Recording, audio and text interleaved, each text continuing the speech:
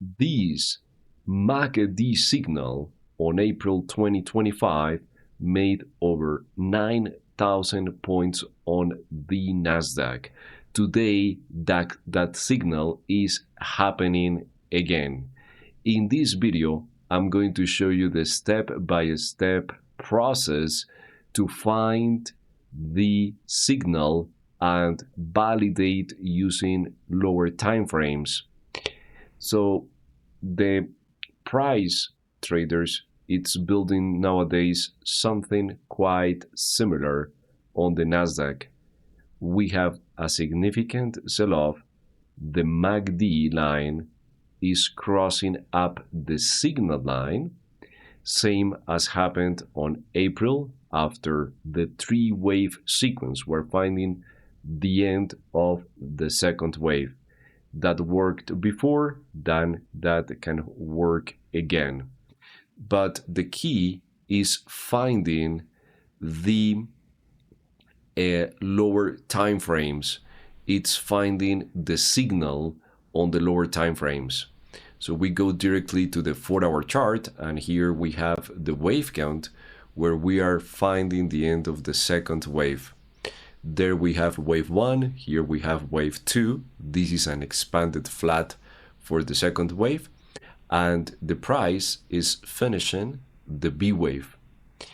It's starting the C wave down. As we can see, the MACD also is bullish, so we can say that when the MACD is above the signal line, we're seeing bullish momentum.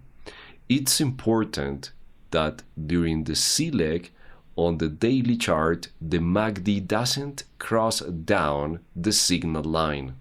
That will remain the bullish momentum. The main plan, traders, is to have the price coming down from this 24,300 area to the 23,600 area this week. This is the test. But let's continue. Let's move to a lower time frame. Let's go to the 30-minute chart in order to find the leg down and the proper setup for the bullish move.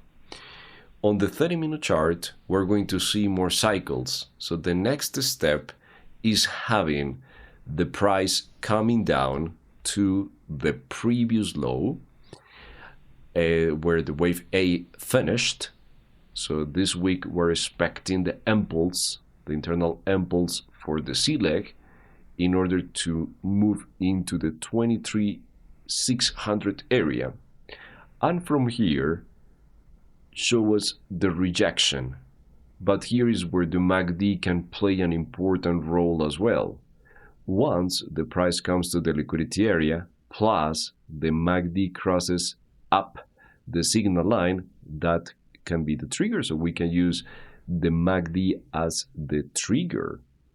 And once we have that trigger, we are finding the daily setup triggering from the 30-minute chart at the best price possible. That's going to be the trade here on the Nasdaq, finding the end of the second wave. So yes, the MACD can help us finding the end of the waves. That's how we use the daily MACD to identify the end of a cycle using Elliott Wave and find the precise entry by going to lower time frames. If you want to learn how to trade setups like this one, we analyze these moves live every day in our trading room.